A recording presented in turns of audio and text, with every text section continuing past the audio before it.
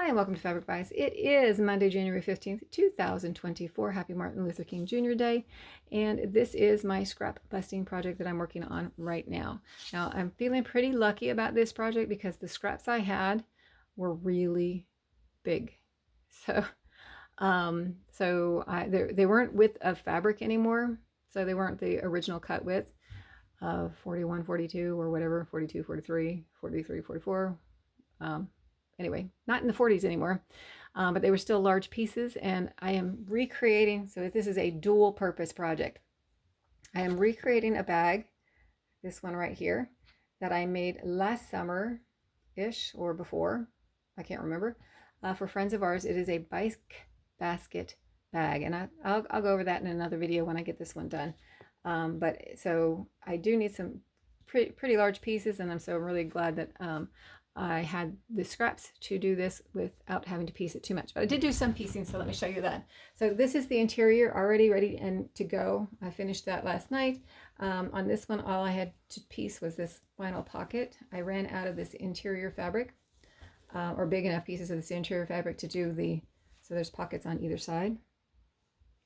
I'm standing below my camera, so I can't actually see. Let me see. So there's a pocket on this side, and there's a pocket on this side, and I just didn't have enough, so I used this piece of scrap attached to this piece of scrap to make those pockets, and I was able to build my interior. I also used, so I cut this fusible fleece. I didn't use scraps here, but the Peltex on the bottom, it turned out I had a scrap that was just exactly the size that I needed, so that turned out to be super lucky too. And on this side, I'm trying to use up my scraps of fusible fleece here, so I pieced that together to do that. On that. So I'm also on this bag, I built the straps out of the fabric, but because I'm using scraps here, I didn't have enough, and I used width of fabric to build that, and I didn't have width of fabric here, and I didn't want to construct it because I wouldn't have enough pieces to do the bag.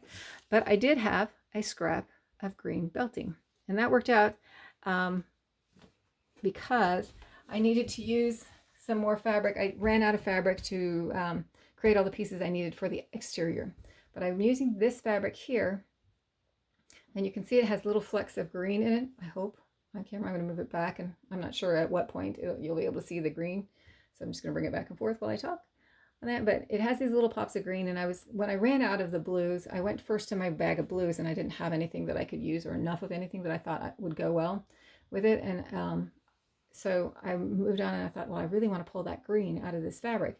And so I went to my green bag. I sort of got them sorted by color, my scraps, and I got super, super lucky because I actually had a width of fabric strip of green that was about this wide. I don't know if you can see it because I'm under my camera again. But it's the same as the blue. So I thought, oh, that's cool. I'm going to try to pull that together and see how it comes out. So I'm hoping that so far it's looking pretty good to me. I don't know. I've just been staring at it a really long time, but looks like it's coming out. All the pieces, again, I was super lucky that for these scraps, I had big enough pieces to be able to just cut the pieces I needed from it, because it's a pretty detailed bag. There's a lot of pieces to it, and I'm pretty lucky that I had them. But when I got down to the last pieces that I cut, which were the exterior pockets, I had to start piecing them together. And that's where the green came in. And then once I had this green, I got really lucky that I had that green. So again, still have to decide how I'm going to use this though, because it's not long enough. So I'm either going to make shorter handles or build this, do something to make that longer. I haven't decided yet on that one. So able to use the green in order to make this pocket large enough here, and piece it together.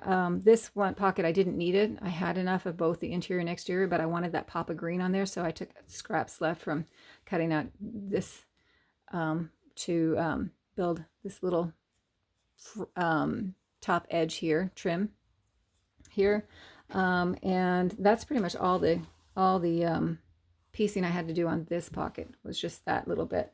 Or these two pockets, sets of pockets, 3 pockets, I guess, here. And but this one, another story on that one. So to get a piece this long, I had to piece together. So there's 2 pockets here. There's one layer here and one layer here. The back pocket is constructed from one large piece, and then I don't know if you'll be able to see it. There we go. I sewed another piece here to get that, and then another piece here to get enough of the width here. And then I still didn't have enough, so I actually had to sew another piece here to make it work. So it worked. It's great. And then on the outer pocket, of course, I needed the green to build this big enough. It's pinned on, so I'll fold that under. So to do this exterior pocket, the top layer pocket, is actually made of, let's see. So there's these 3 pieces here, plus there is a seam pieced here. There's a seam, so there's 1 to do this upper part right here. There's 1, 2, so there's 2 pieces, there's a seam. And there's the 3rd, so there's 3 pieces there. So there's 3 pieces to do this upper strip, 1 piece to do the green, and 1 piece to do the blue. And then on the back, I ran out, and it's 2 pieces that I pieced together. No one will notice on that. So there it is. I think it's kind of cool to build from the scraps and see what you can create from pieces that, you know, were going to be waste. And so it's fun. It does take longer, but it is very, very cool to do.